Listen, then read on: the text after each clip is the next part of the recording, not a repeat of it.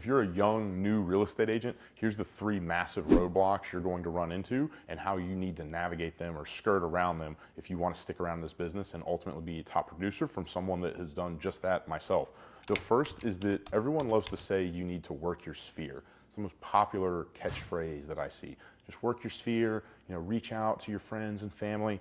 If you're anything like me when you were in your early 20s, none of your friends were buying houses. Sitting around and praying that your parents' friends want to buy or sell a home with you, not a great sustainable business model. So you need to go out and you need to have a lead generation plan so that you can actually start having conversations with people that will turn into clients, because your 23-year-old friends from college are not going to be that. Now, personally, I would highly recommend running open houses, as many as I possibly could.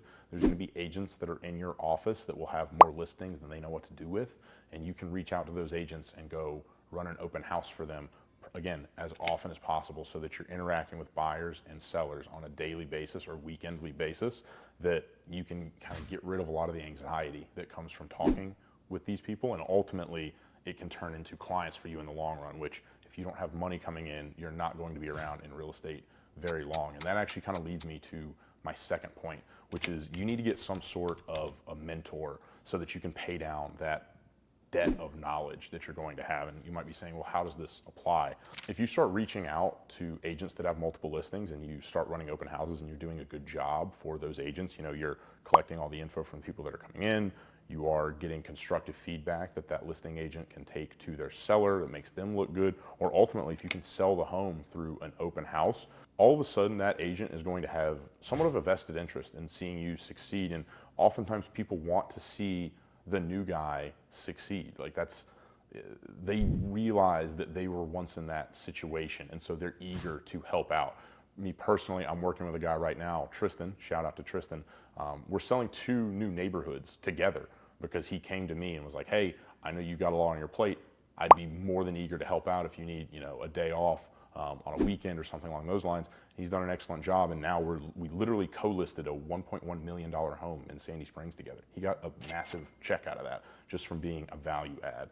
So if you run the open houses well for them, they're going to be more than eager to help you out. Now, the last and probably most uncomfortable thing from this entire list, there are going to be people that do not work with you for no other reason than your age, which can be incredibly disheartening.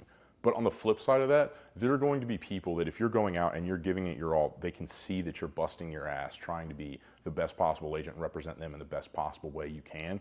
They're going to be that much more endeared to you, because even if they're not in real estate, maybe they're successful as an attorney, maybe they're successful in marketing, maybe they're a successful doctor.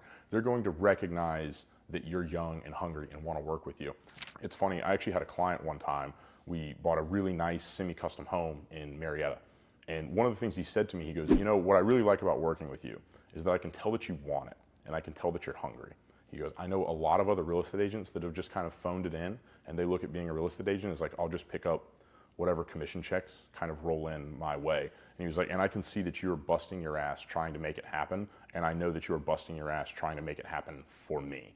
And it was something that really kind of, set myself apart from other agents that he knew in that area. And at the end of the day, when you're working with good people that are not overly superficial, they're probably going to lean more towards that camp than not.